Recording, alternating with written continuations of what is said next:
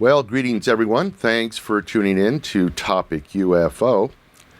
Tonight, we're going to be talking about a subject that, although we've touched on kind of in a different way, I've never seen anything quite like this before. Our guest is Debra Boice, and she has not only a unique story, but it's the aftermath of the story. What kind of happened after the story, or the original story, I should say, that is, pretty fantastic. Very unusual, to say the least. Before I bring her on, I just wanted to mention that a couple of days ago, we just reached 17,000 subscribers to Topic UFO on the Roku network, which is fantastic. I just couldn't be more happier. At the same time, only 166 people, I believe, have actually rated the show, gone out on the Roku channel website and given us a 5-star rating. So I want to ask again, if you have a minute and you can go out there on the Roku channel, you'll find Topic UFO under the special interest category, and give us your rating. Hopefully it'll be a good one. But I'd really like to see that number come up if we could. So appreciate it. All right, well, let's go get on with the show.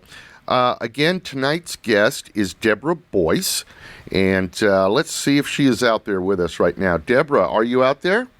Yes, I am. Hey, Rick, and thanks so much, and congratulations on that 17,000. That is just so cool. It just goes to show you, how many people are interested in this subject. When I first started looking into UFOs just a few years ago, I basically just thought it was things that people saw in the sky. After doing this show for a while now, it just branches off into so many subcategories. It's pretty unbelievable. Now, Debra, I came across your website somewhat by accident, I think, and I was really amazed when I read the little story on there on how it all came about. So, without getting into what happened afterwards, can you tell us about your original experience, I guess you would say?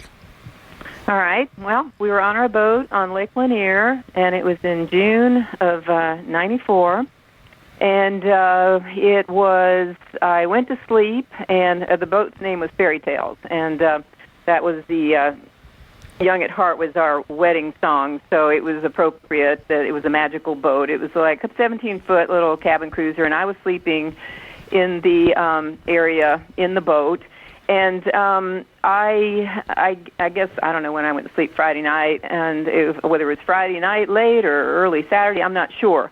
But I just woke up on Saturday morning, and I remembered seeing a bright light, and I felt different. And I walked up on deck, and I said to my husband, I feel like I'm given a message from the universe.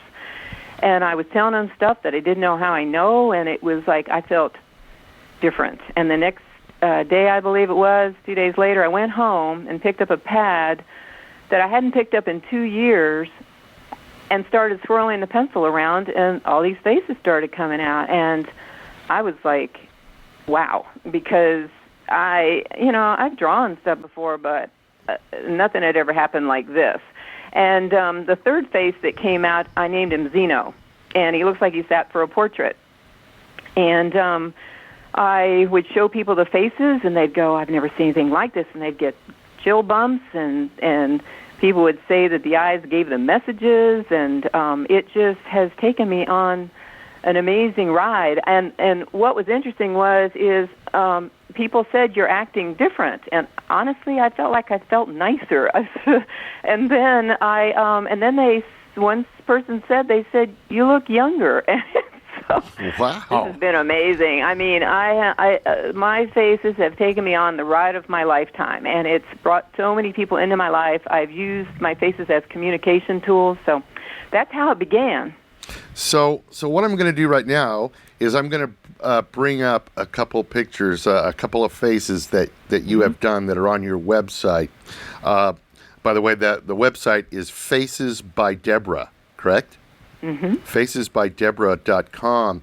Right. Now, when the viewers look at these faces, of course, they have an gray alien type of look to them. None that I've ever witnessed before, but you can tell by looking at them that they do have this alien look to them. Now going back though, when you were sleeping in this boat, when you woke up and you say you saw this light, was this in the middle of the night? Was it you just woke up regularly in the morning? What was that like? I woke up in the morning, and I remembered sometime in the night seeing this bright white light, and that's really how it happened. And then I went up on deck, and I just felt really different, and I felt expanded, and I felt like I knew stuff that I didn't know before, and something changed in me. Now, I'm sure you've probably thought about this in your mind over and over again over the years, but do you think that that this light and this message, do you think maybe it was telepathically injected into you during your sleep, or do you think it actually happened, more in a physical realm, actually happened? Have you thought about that? Yeah, I've watched so much stuff. I've read. When I met Dr. Leo Sprinkle at the UFO conference in 1995, and he was standing there with me in front of this huge group of people. It was like a closed session for experiencers, and he was holding my drawings, and I was telling everybody about my faces, and he looked at me and he said, Zeno means stranger in Latin, and I said, I didn't even know why I named Zeno, and he said, these come from within you. And then he said, I've talked to probably 14 people all over the world, he said, that draw something like this, but he said, I've never seen anything like this. He said that the way they looked and their energy was, kind. Some of them look a little odd but a lot of them look like, it's just fascinating to me.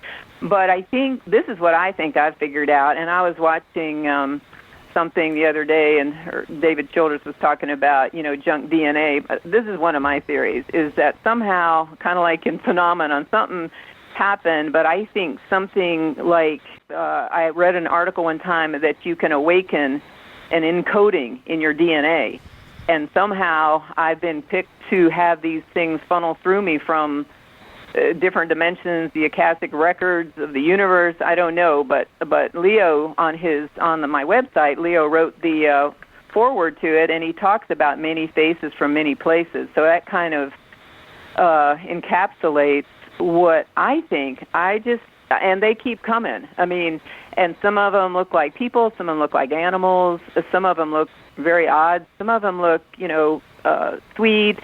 So, and when I watch television movies, sometimes I'll do drawings as I'm watching, and those are even more fascinating. Like when I was watching What the Bleep, and then this face came out, and I made notes all around it. And in the middle of the forehead, I wrote, how far down the rabbit hole do you want to go? And just to look at that page, it's just fascinating to me how my faces have taken me on a journey of wonderment, and also helped me after my husband died to, have some supplemental income to stay on my feet until I got going again. So, when the first experience happened there on the boat, Mm-hmm. Had you, previously been going through any high stress or unusual issues with your life, or were things pretty normal when this hit? I think things were pretty normal. I mean, I've been married for about a year. I think what's interesting is this wasn't the first experience that I had. In '92, we were at Seaside, and I didn't think about it at the time, but we looked up in the sky, and there was this huge cloud formation going over, and there were these light blue and light pink and light green lights kind of going on and off in this huge, it's like the ceiling was 100 feet, this huge mass going over, and I didn't really think much about it, and I don't know how long we were standing there or what happened, but I drew some odd faces after that, but that was it. Then I saw the movie Close Encounters, and then it's like I saw stuff, and then I would see movies that would confirm that, first of all, I wasn't seeing things, but number two, that I was having an unusual experience. Now, where did you see the lights? In Seaside? I was at Seaside in Florida. Oh, Seaside, and we were out Florida. Right across from the beach, and it was I think it was June of '92, and I looked up in the sky, and I think the sun was going down, or it was getting dusk. I can't remember exactly, but I just remember seeing this huge, I mean, I had my own airplane at one time, so I know about ceilings and all that stuff, but there was huge cloud formation coming over, but then there were these lights muted, but they were floating over in the cloud. So that's when that happened. And then I drew some unusual faces, and I didn't even realize I'd drawn them until I looked at the date in '92. I'll have to send you a little card with them on it, because one looks like a butterfly, one looks like he just came out of a spaceship with a suit on, and one looks like a clown. Wow. So, and then when did you start the website? We got this one going just about a month ago. Oh, really? Oh, okay. Yeah. So I just happened to time it perfectly. Yeah, well, I had one, and then it was not time.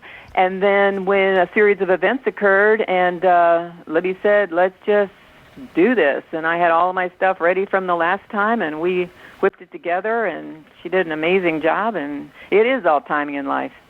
So, are you seeing some good traffic coming to your website? Are you getting messages from people asking you or telling you things about these faces that you're drawing? Well, there was one person who wanted to share my Phoenix Light being, the being that I did in '97. In May of '97, and his name is Phoenix. Libby's got it on there up on the top that tells about Phoenix.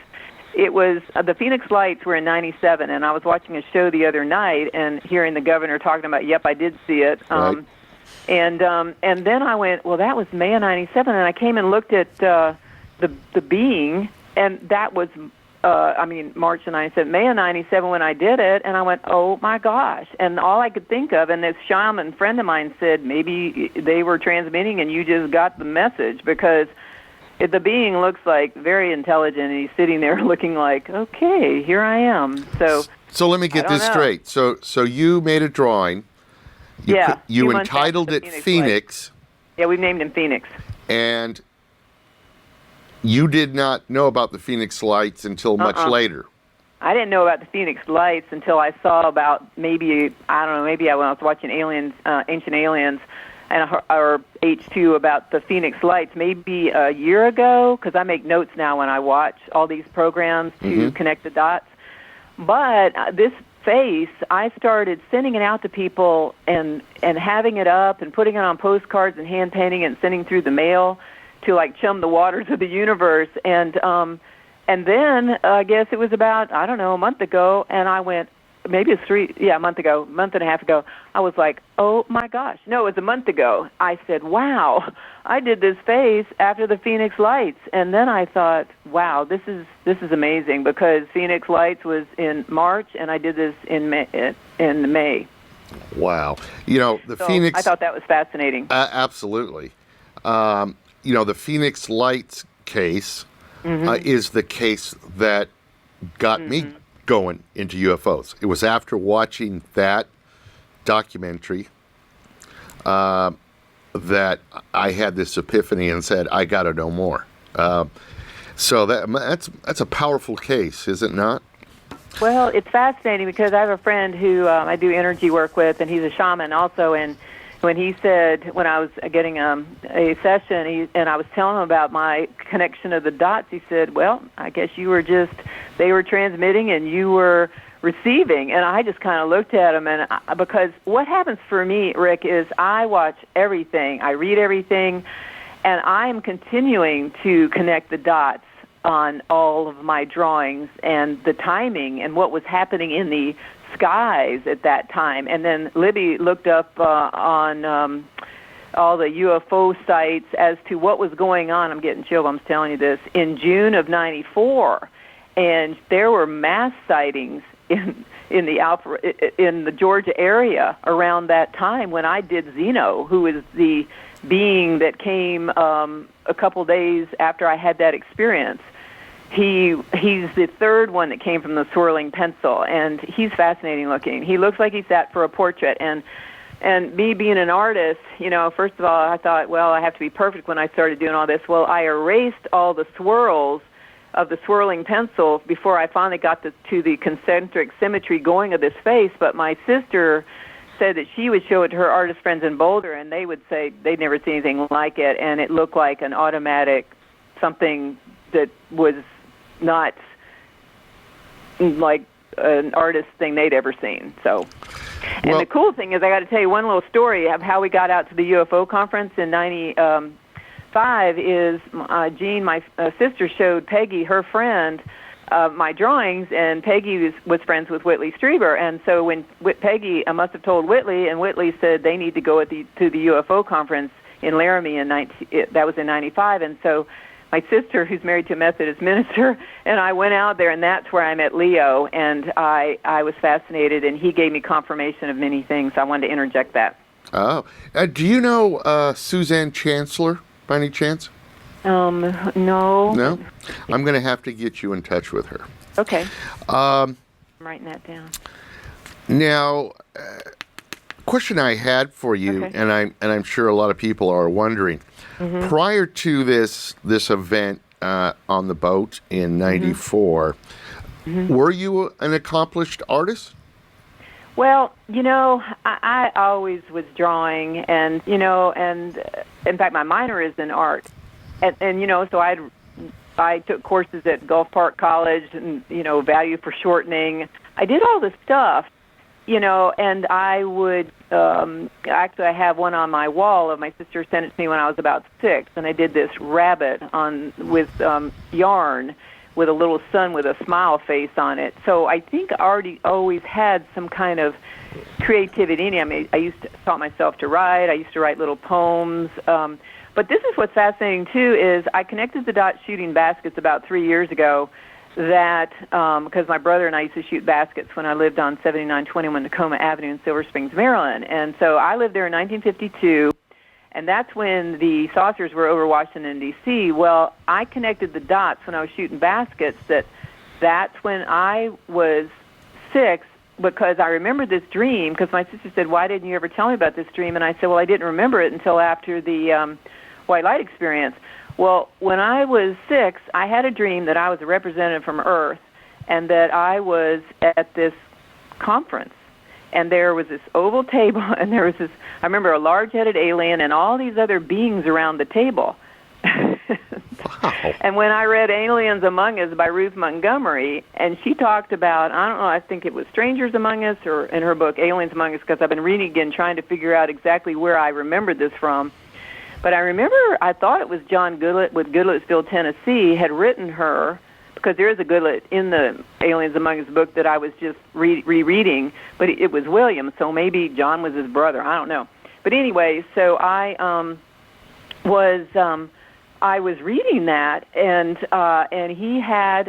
he wrote to Ruth and said he had a dream that he was at a space conference and that there was this large-headed alien. I used to say bubble-headed alien, but he said large-headed alien. When I read that, I almost fell off the back of our boat. And first of all, and I told John, I said, I don't feel as nuts, because when you start thinking about stuff like this, and most people back in 94, 93, I would show them. Some people were okay, and some people, it scared them, all these faces. Mm-hmm. So when I started reading that, and I thought, wow, there's somebody else that had a similar experience about being at a conference. And so then when I was shooting the baskets, I connected the dots. I was 6, that's in 1952, and the saucers were over Washington, and I figured out I was at that conference on some level. You know, I've heard other people say they've had these dreams, I guess you could call them, where they're like in front of a council of aliens. Yeah. Oh, wow. That's so cool. And it seems to be a recurring theme. You know, Ooh, that's exciting. And then, you know, I talk to people, but I mean, I'm not out there combing the streets for people. So I'm sure there's a lot more people out there that have had these types of experiences. Well, that's what's fascinating about this whole thing that you're doing, and I'm so grateful that you had that epiphany and you are on this ride. Well, it's a learning experience for me, I'll tell you that. I have learned so much over the last couple of years, and it's all from the guests that I have on. So much information, so much. So where is Debra going from here? What's next for Debra? Well, now that we've got the site out there and you're asking me, the feedback I'm getting is fascinating. And I had one woman who wanted to share the Phoenix Lights being with her friend in Brazil. When I was in the Amazon back in 1960, on a gold expedition. You've led quite a life. Airplanes, boats, in the Amazon. Yeah, I was there in 1965. My father was a chemical and mining engineer, nuclear consultant, and he had his own company. And so I begged him for 5 years to take me to the Amazon on a gold expedition because they were pit mining for gold at the headwaters of the Amazon. And so after 5 years, he decided he would take me. Well, anyway, so my point is of all this, of where I'm going with stuff, is that I've had such adventures. I have met people in other parts of the world. When I was over there and met all the different people and connected with them, when I was in Walmart, it was probably, 15 years ago, I had my Xeno shirt on, and there was this little child waving to me about probably, 100 feet away from me, waving to me, because what people explain to me is that in other countries, this is a given. This is an occurrence. They have experiences with beings. It's a given. Right. And so what I'm finding fascinating is, as to where I'm going with this, is that it will help me, and I'm going to be part of your group and adventure and watch your show and get a Roku thingy, and because all this stuff is kind of cool for me to connect with everybody in the world. I want people to get on my website, facesbydebra.com, or get on Facebook and tell me about their experiences so that I can hear what they have to say. And I believe by us getting this out there, it's all timing, and I'm on the ride of my life. And I'm in the mortgage business, and I've been doing it for almost 29 years. And I've met all sorts of people, and to do that, I have this creative side of me, even though you have to be creative in the mortgage business too.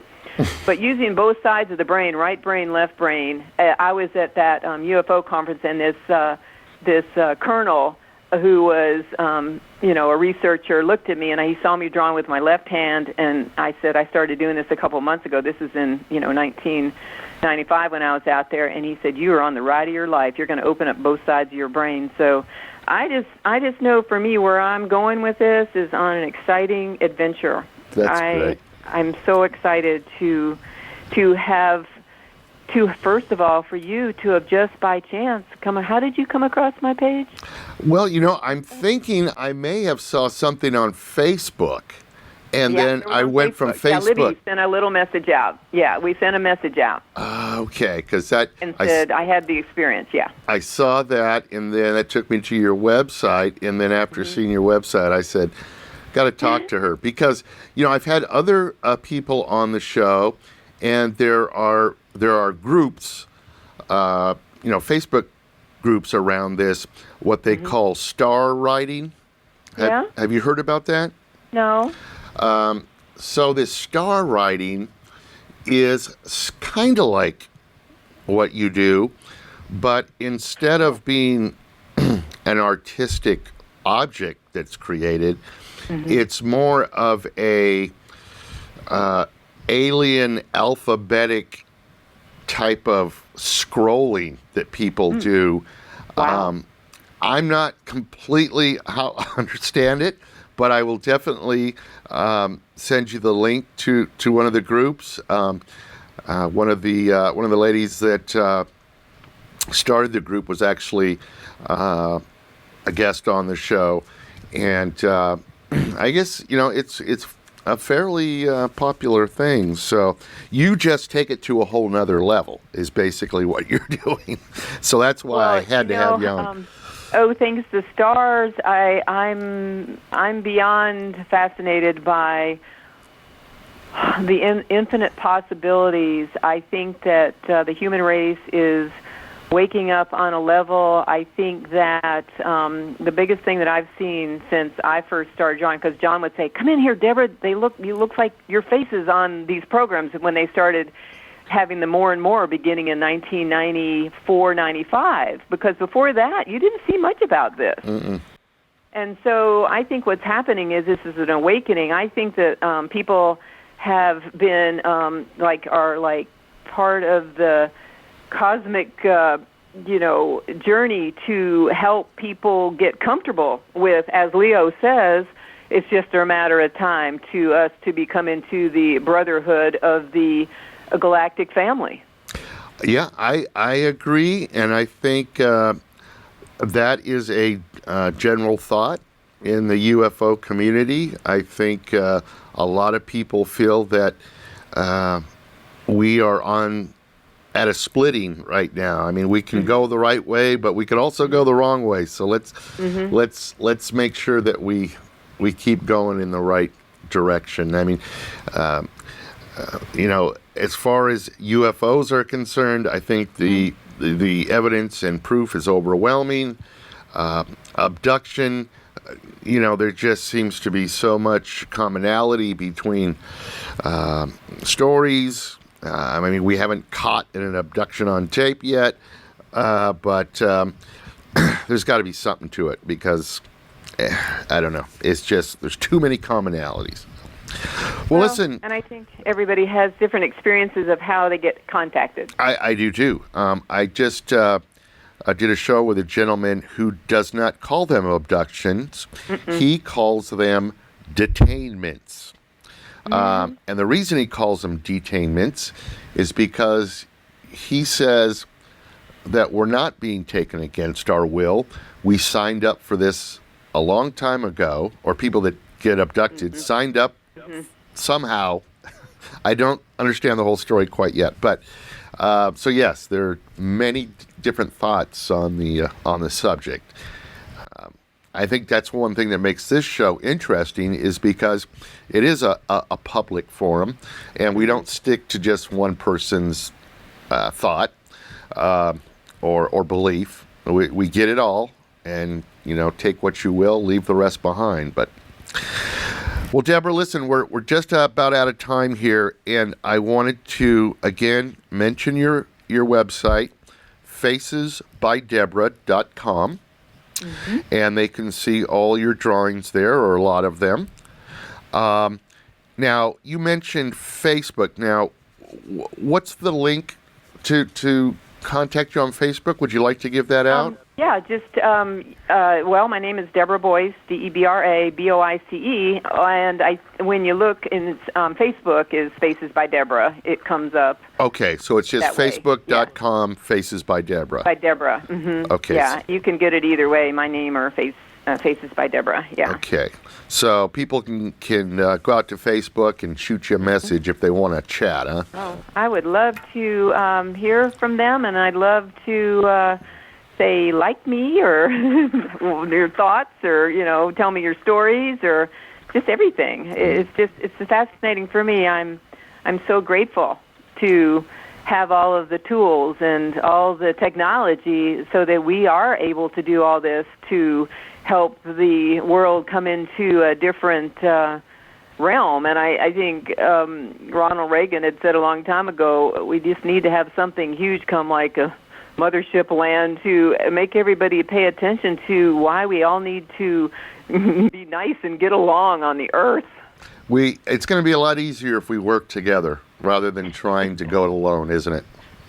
Well, it's a ripple effect, and I believe, just like you were saying with your 17,000 people on your Roku, that it's going to ripple out, and where you're going to be, I'll be so fascinated to follow it and see where you're going to be this time next year, because I think it's going to exponentially ripple out and magnify. Well, I hope so. I really do, and for no other reason than to know that people are interested, because that makes me feel better when other people are interested.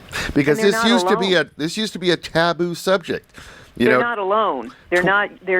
They have friends. Right. I mean, 20 years ago, 30 years ago, you would not see people on TV talking about things like this. You just wouldn't see it. So.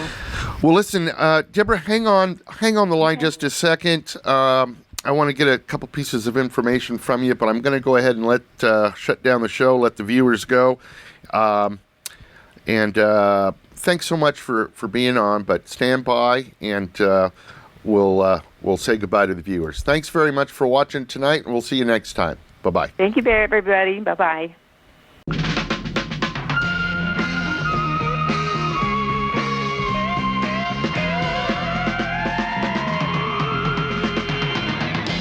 the door, you'll find the secret. To find the answer is to keep it.